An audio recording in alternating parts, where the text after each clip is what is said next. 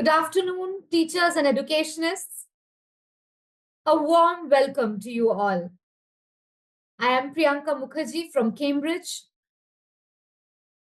With a legacy of hundreds of years and a presence in 170 plus countries, Cambridge University Press's mission statement has been to contribute to society through the pursuit of excellence in education, in learning, and research. Our team is one connected global community pursuing excellence and moving forward together. We explore, we collaborate, and we innovate to spread knowledge, spark inquiry, and aid understanding. Teachers of tomorrow, I hope some of you have had the chance to take a look at the website. Teachers of tomorrow is our endeavor to help teachers come together, connect, collaborate, learn from each other, as well as learn from the experts through the sessions like the one that we have organized for you today. And webinars provide us that platform where we not only focus on pedagogy, but we focus on the implementation of learning in a practical scenario.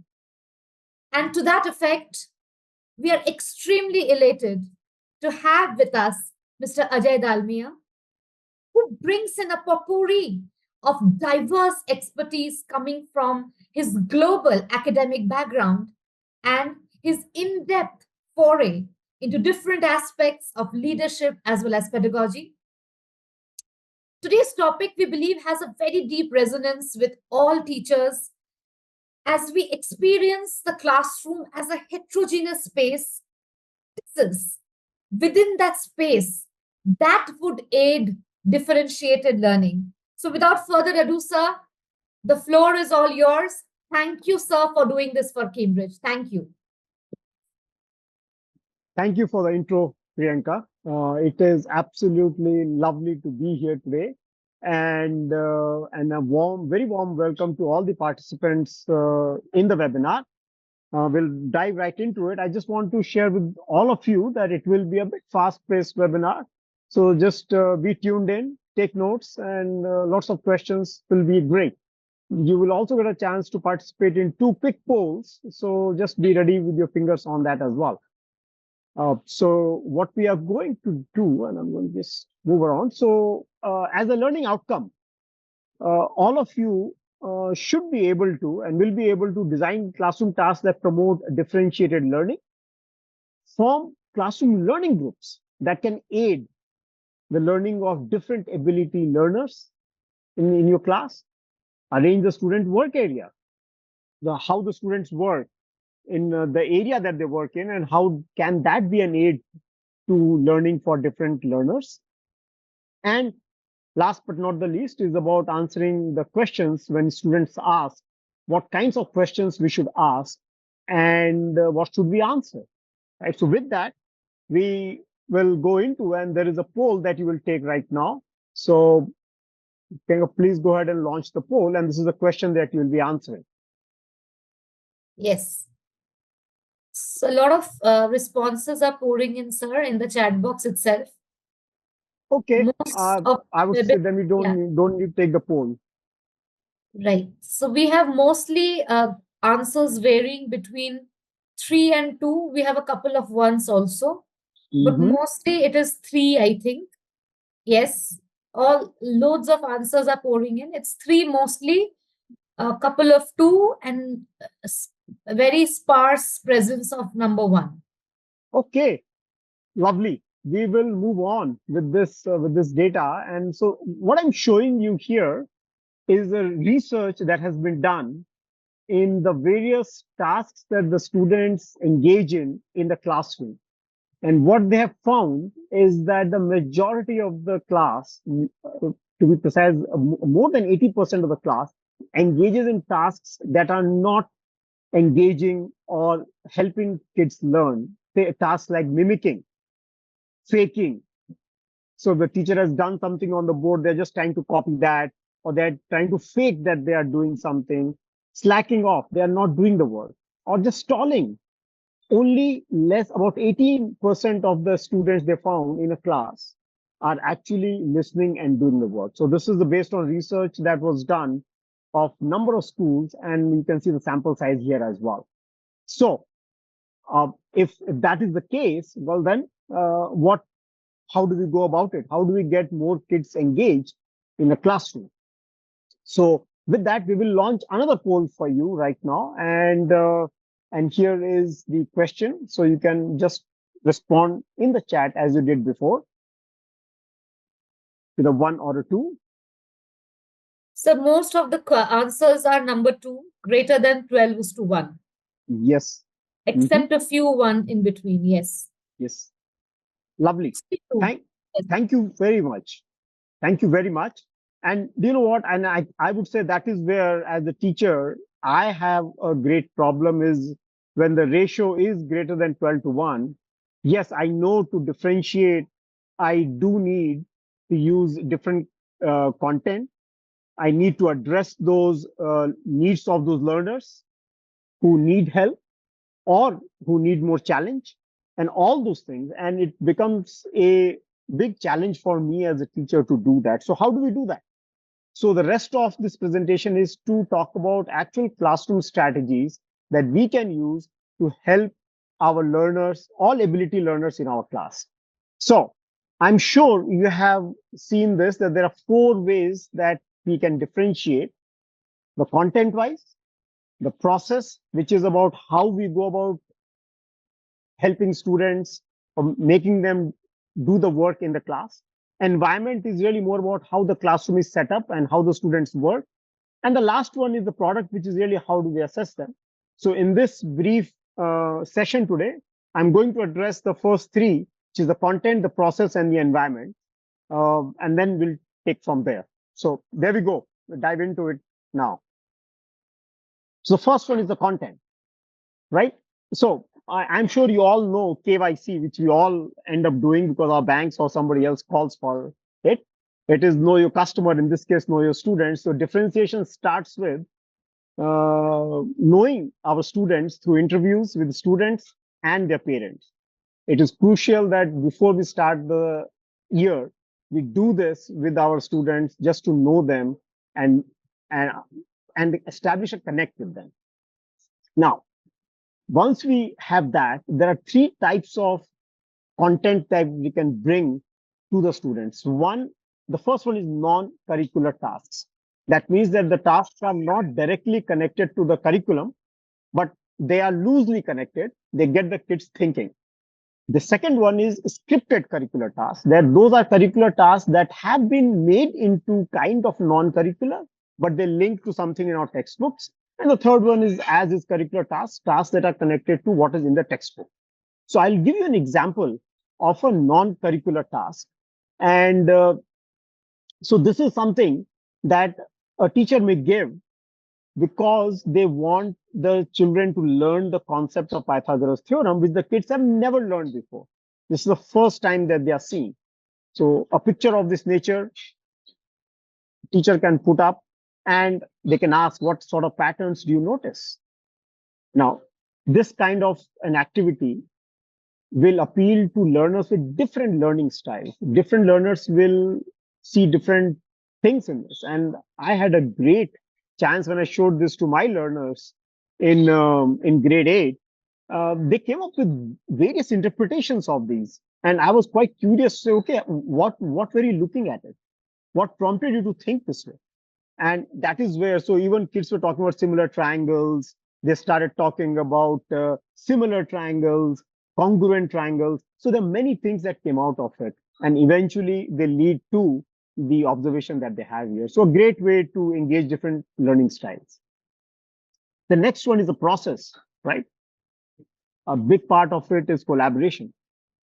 The problem is that no matter how, as a teacher, I group students, there will always be mismatch between what I think is the right thing and what students believe that, oh, I want to be with my friend. Oh, I want to be with that person. And they're unhappy with the groupings that I do. So, how do we address this? Well, one way to do this is you form visibly random groups. What does that mean? That means that these groups are made at random by the teacher in front of the students. And you could come up with your strategy to make these groups. And the ideal is to have three in a group. I would say in the middle school and high school. If you are in primary, two is good because they are still learning to work together. And these are what are some of the benefits of having visibly random groups. It eliminates social barriers. There is groups can work. They can look over their shoulder without feeling guilty about it. Yeah, I don't know. Right? There is engagement on task, enthusiasm. So they look forward to it. Array, today I was with these people, or tomorrow I don't know with whom will I be. Right? So it promotes differentiation by not consciously grouping improving learners or achieving learners in different groups. It is visibly random. And that gives a confidence to the students that yes, nobody's picking on us. The next way of process is how do you answer questions that the students ask? Do you know what, as teachers, we feel important, that we are important when we answer every question being asked by our students. A habit that is hard, we find it difficult to change, right? Kids ask three kinds of questions. Proximity questions. These are questions that as I have given the work and I'm moving around in the class, and if I come in the desk, they will ask me a question. Like here, it gives an example of, oh, is this right?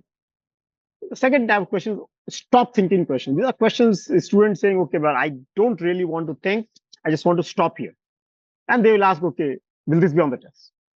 And the last kind of questions are keep thinking questions, questions that engage the teacher and the student, right? And those are the kind of questions we want the students to think, because that is when the class is engaged and all learners are thinking. So when this kind of when thinking questions are asked, guess what happens? The focus of the teacher's focus is on the question and not on the student's abilities, which helps not make any differentiation, but come to the learner and say, hey, look, okay, you are asking this question. What were you thinking? What are you doing? So this is some examples of what you could do when you are asked a proximity or a stop thinking question. You ask a question in return, or you smile and walk away. So as a teacher, you would address your students at the beginning of a lesson or academic year and bring them up to speed with this vocabulary, right? So these are two process aspects that we could do in our class to help learners of different abilities and make learners engaged and thinking. The next is the environment. Guess what? We are very used to going into a classroom where desks are arranged in a nicely either rows or columns or in groups that are nicely put together. And as a teacher, I am standing in the front telling the students that, hey, look, I have the knowledge and I'm here to teach you. And in that, what happens as we were also growing up is that many students don't raise their hand for the fear of being judged or not knowing what to ask. Right? So how do we break that and engage meaningfully? Right? Super organized classrooms have more difficulty. So what we do is we defront the classroom. What does that mean? That means that you cluster desks and tables away from the vertical or the places where the students will work, point them in different directions. And as a teacher, I would not stand in the front. I would be just moving around when talking to students. You know what? I have implemented this and I have seen a big difference in students who would not share in a well organized classroom. They're more comfortable sharing and saying, hey, look, I am comfortable. I don't feel shy that anybody is going to judge me. So what happens is that defronting gives the opportunity to learners of all abilities to participate without being judged. And that is very important especially when we are trying to differentiate the learning of the learners in our class. Right? The next piece in the environment comes up is where students work.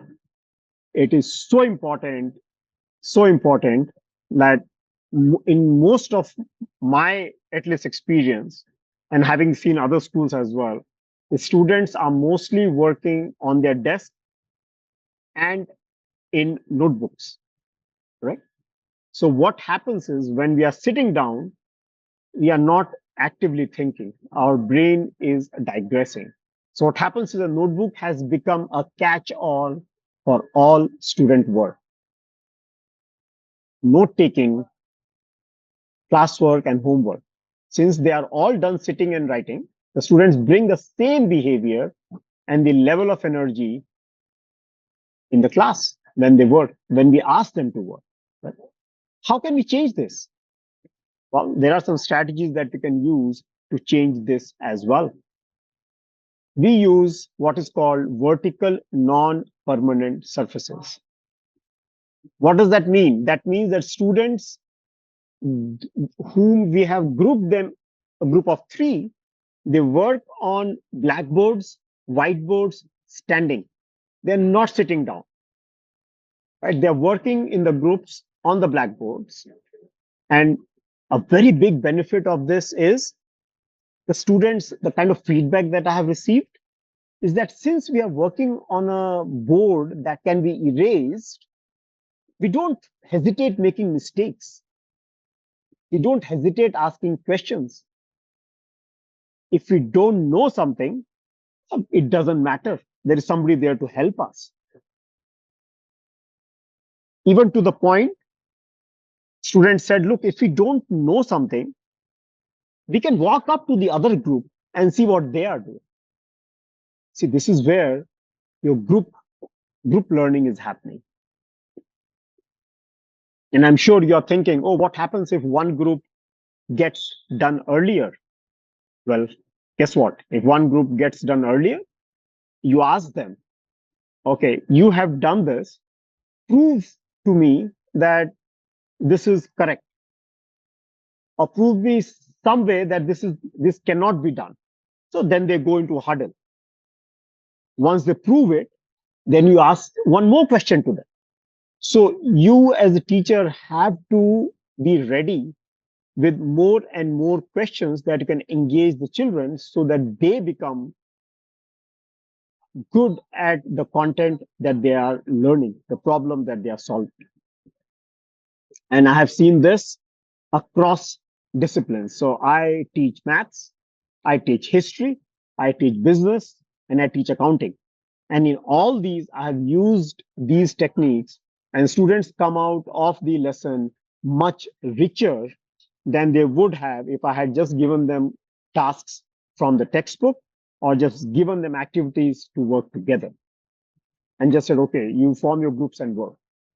So, see, the things that they are saying is that talk to the students about valuing wrong ideas and not erasing.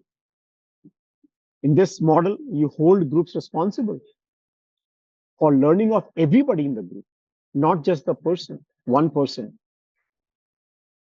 So small and simple things, like they have said here, who have only one marker or one chalk in the group per group. So person who is writing is only one person writing, others are listening. And move it around so everybody gets a chance. So these are small things that we can do to make sure that every member, every learner in the group is valued and their opinions are taken down so that it can be discussed. Right? So these are the aspects of a learning where you can differentiate the learning by creating an environment where learners of all abilities can work. So this does not mean that you offer different learning material, doesn't mean you offer different textbooks. What it does mean that as a teacher, I need to prepare a lot or prepare enough going into the lesson to ensure that I know the learning needs of all my students. And when the groups are created, and as I walk around the groups, I'm listening and I'm taking down points to help the students in the process. So we have spoken about the content, spoken about the process, and we've spoken about the environment. I'm sure some of you listening are thinking that, oh, in this kind of a setup, where do students take notes or when do they take notes? Well, guess what? Research has shown that students take notes, don't take notes for themselves. Many students take notes because the teacher is asking. In this case, we ask the students that, hey, jot down something that will help you remember this in the future, help you remember this concept in the future. Students take ownership of those notes and write down what is relevant to them. Okay. So this is how I would say is the way to differentiate learning or bringing about content to meet the learning needs of all ability learners in your class, right? With this, so this non-permanent surfaces give opportunity to learners of all abilities to make mistakes without fear and learn from peers. Right. So with this, I my I'm concluding the talk with this here. As I said, I would not address the assessment part of it. That comes up much later. At least if we can start with these small steps in making learners feel comfortable in our classrooms, we would have done great justice to learners of all abilities. Thank you. And from here, I'm open to any questions that you have. Thank you, sir. Requesting all of you to post your questions in the Q&A box. Sir, we'll start with the first question from Parveen Khan. What information will they have for reflections if they do not have any data with them? Hmm. Okay. So that comes to what I mentioned in the last in terms of note taking. So what we do is in this setup, we give 10 minutes to the students at the end of a lesson. So usually the lesson is about 50 minutes to an hour. So we give the students 10 minutes to look at the work that has been done on the board and jot down things that they would want to, that they have picked up in the process, which they would want to remember in the future. So we give them a structure of how to take notes, but what notes they have to take, they write it down. So that is the data that they carry and something that we also look at as teachers. Right. Thank you, sir. Next question is from Shashikant. How to engage hyperactive students who have a minimum attention span? Great question. Great question. Do you know when these kind of groups are made and they have to? So if I look at this chart here, this graphic, it says here that hold groups responsible for the learning of every member of the group. It is, I'm sure that in that group, not all learners are as hyperactive as that learner. So what happens is that they take the responsibility and students feel proud when they have to teach somebody or they have to take them along. So what happens is that in that process, even their own learning becomes clearer. Otherwise, one way to challenge learners or high ability learners to challenge them is to give them content of a higher grade of or some other competitive exam. This breaks that chain and let them help their peers in the process clear their own concepts. Thank you, sir. and and Next, and I would say that we also some groups who get done earlier, we have a challenge for them that is a challenge on the same problem or the same concept, so they can explore that further, so they are never left saying, oh, I have nothing to do. understood, sir. Thank you. We have questions pouring in left and right. Just want to address one query before everything. The PPT and the webinar, the recording will be made available on the Teachers of Tomorrow platform. So, I mean, in a couple of weeks, please refer to that to the website, and the videos will be uploaded over there. Next question: how do we handle CWSN kids? CWSN. Can you expand on that? I didn't really get it. CWSN. Children with special needs. Ah, special needs. Yes, so I would say that that is definitely in this case would have to be a case by case basis, and that is where when we the very first step which I mentioned is about knowing your student and having a dialogue with the students and the parents. That is when we come up with and know, okay, what are the learning needs of this particular student, and can they work in this particular setup, or would we need to create a different learning environment for them to be there? So I mean, it's a very broad question that can only be addressed knowing the needs of a particular student or a cohort in that group. Understood, sir. So I'm quickly taking the questions because there are too many of them. I'm trying to address as many as I can. Sure. Sir, next question is it fair to separate students of high ability from those who are struggling with their lesson? What are the pros and cons of this idea? Hmm. Well, I, in my experience of teaching, I found more cons than pros of separating the students of, let's say, high achievers and from ones who are working to firm up their bases.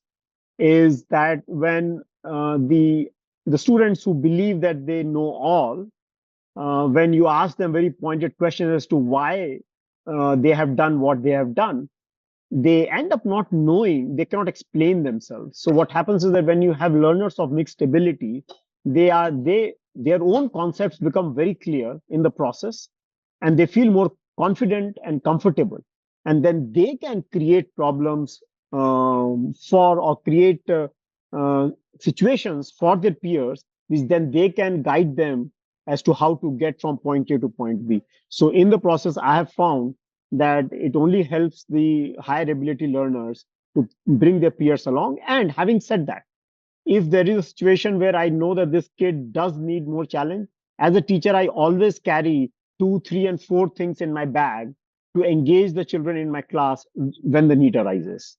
Always. So that is the homework that I have to do on my part before I prepare for the lesson. So next question, there's a whole bouquet of questions, sir. In the math class, particularly, I've taken this question because I know, sir, you resonate with math. So, in the math class, particularly, note taking is very important to memorize step by step process. How to accommodate it without note taking notes of the key points.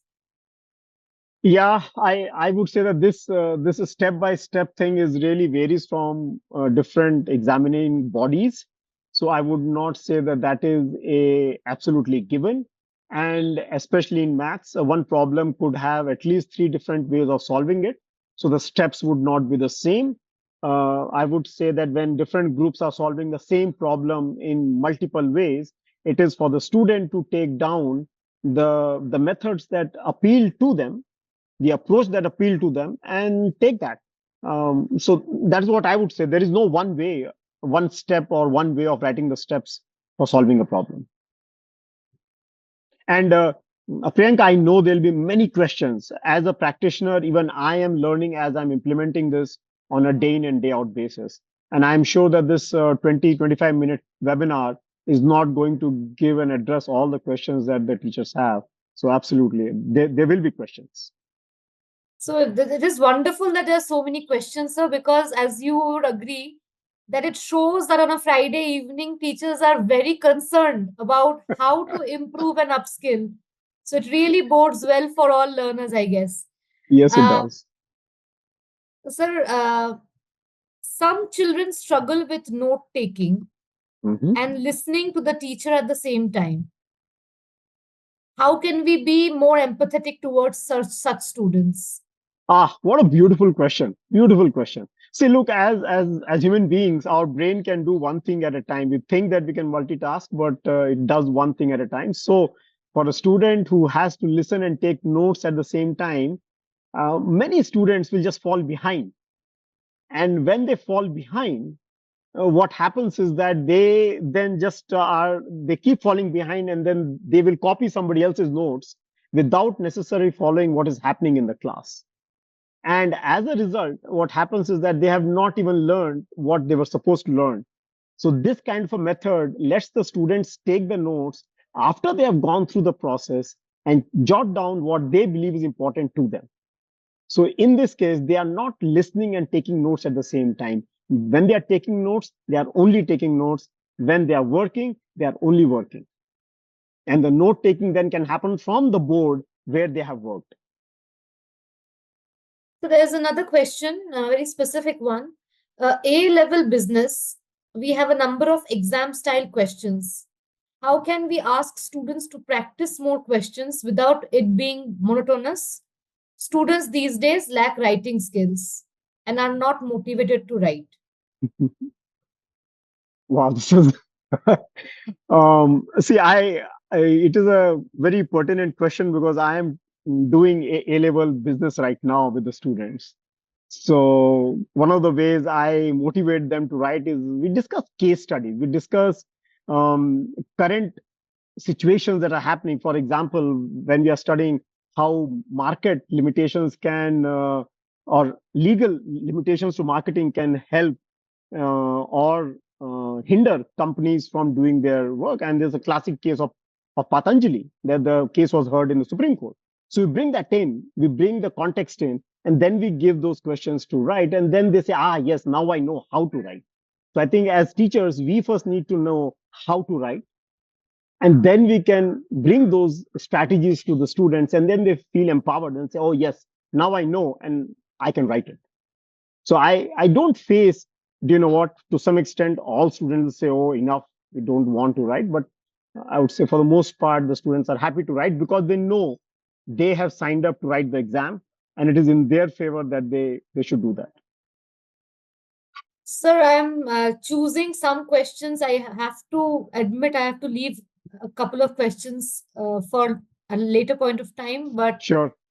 uh, many a times there are children who dominate others and few will be submissive. How to deal with a situation like that?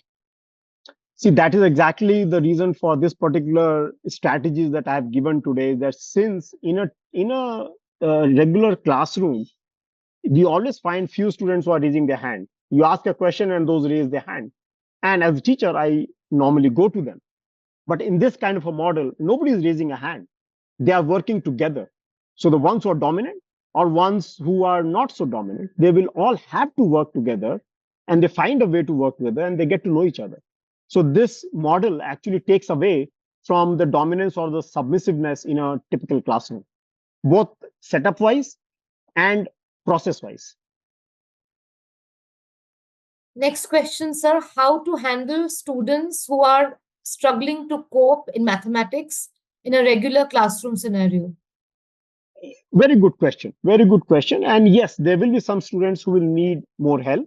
So what we do is we end up what we do that there are few students who are good or who know the process well, so we pair them up with those students who need more help, so they act as mentors to these students, and their language, they can understand their language better sometimes than ours. And as teachers and facilitators, we are always here to help those students, so we use the peer mentoring to to get the students along in help the students who need more help.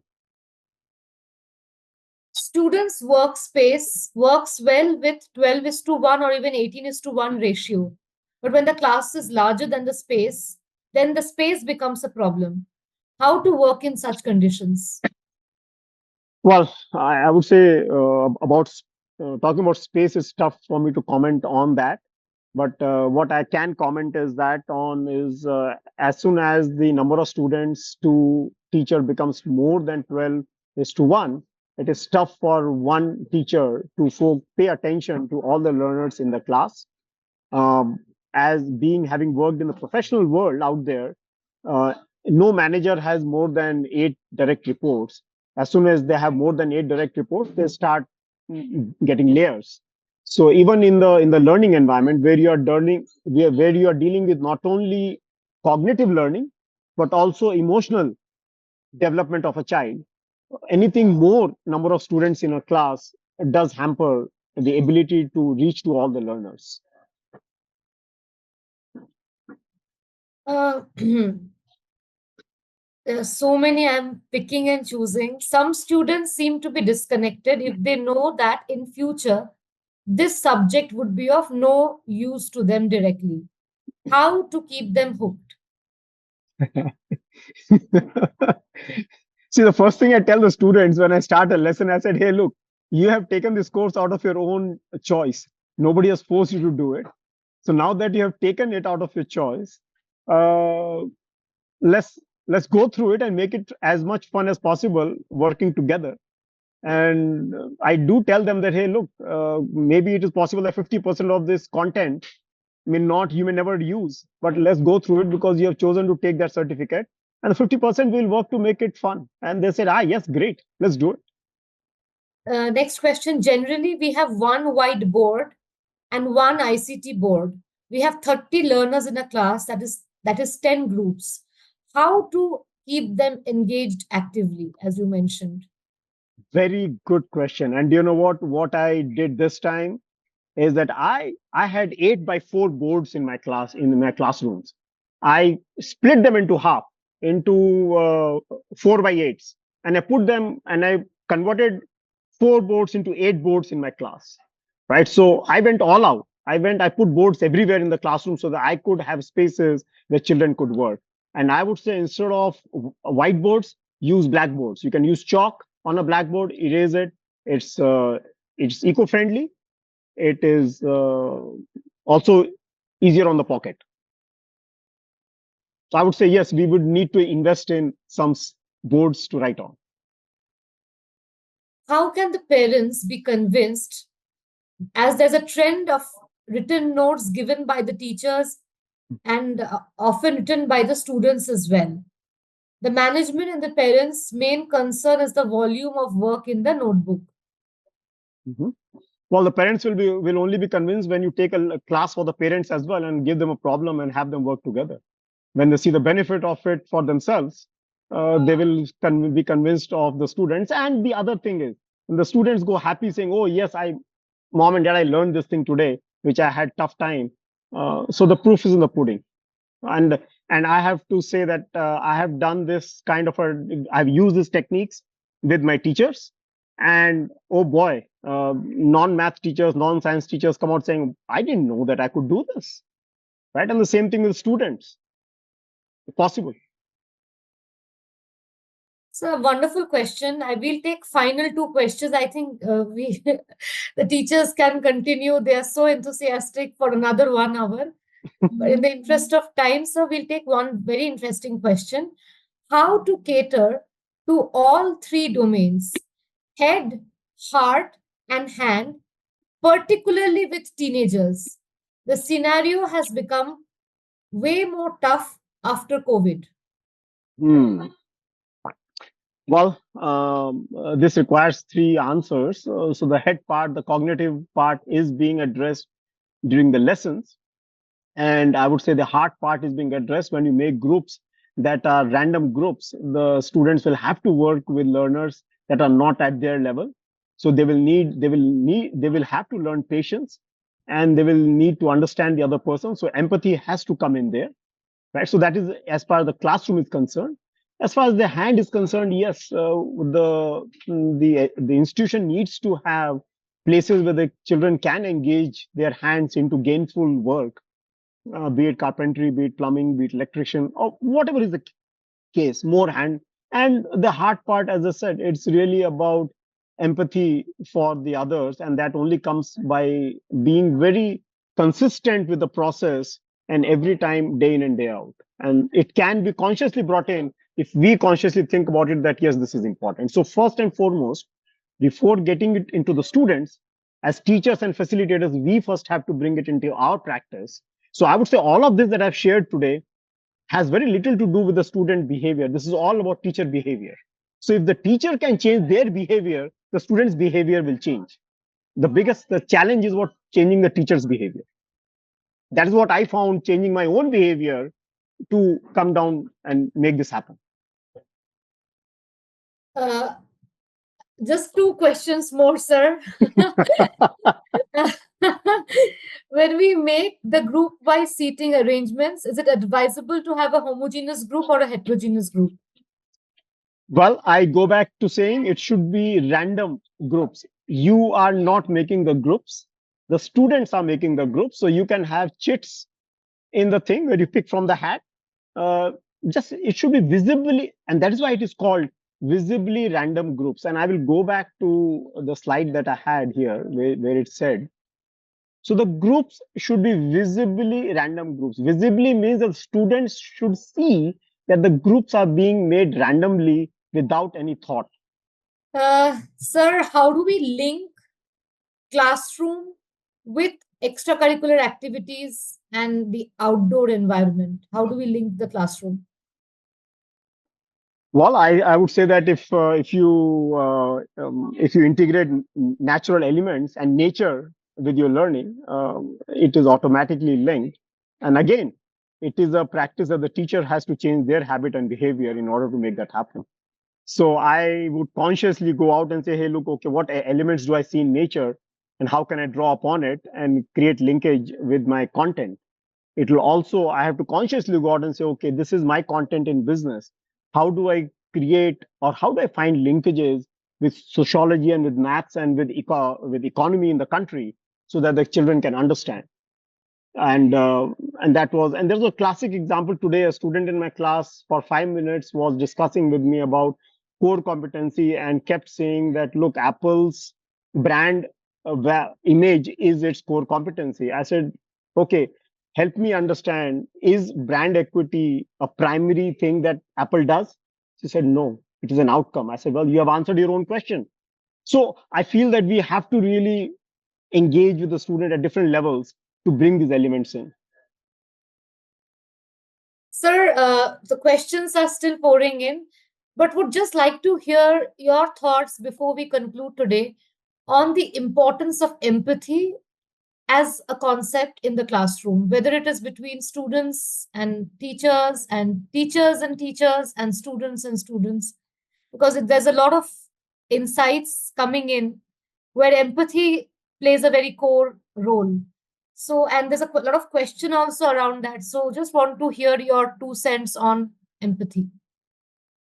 Priyanka, empathy between with our peers and with our facilitators is very important for the very perspective that if I can understand somebody else's perspective, I can, then I'm not making assumptions. And I tell students and my teachers all the time, when we assume, in the very word assume, it is you make an ass out of you and me. And that is what happens if we are not empathetic. What I shared today about the process is meant to make us more empathy, get more empathy towards different kinds of learners in the class. That way, we don't have to take the learners out of the class and create mediation there, but we do it within the classroom setting. And then everybody feels, I would say, engaged. Everybody feels that yes, it is we are integral part, and we create an inclusive environment. So I would say yes, empathy. So we have one of our values as empathy, and that is on the top of the ladder in terms of working with everybody. Thank you so much, sir. I think I am tempted to carry on for a couple of more minutes, but we have to keep it till here at this point of time. Sir, thank you so much for demystifying the whole notion of how easy it is actually to make a classroom space which could be an inclusive environment for all. And Yeah, we hear a lot of pedagogical concepts on differentiated learning, but to focus on the implementation part, sir, thank you for shedding your expertise, your that light on that notion of how we can do it in the classroom. sure. And And I'm happy to yes, sir. answer questions. They can write to me on my email. Happy to address that That as would be well. wonderful, sir. Everybody has taken note of sir's email ID, I hope. Thank you so much So for doing this for us, sir. Thank you for so much for doing this for all the 350 approximate teachers who had joined in today. Thank you so much. And thank you, everyone, for being so committed to the cause of learning, towards making your classroom space an inclusive environment, a welcoming environment, and most importantly, an empathetic environment for all. Thank you, everyone, for joining in. Hope to see you in another webinar next week. Thank you, sir, for taking out your precious time. Thank you so much.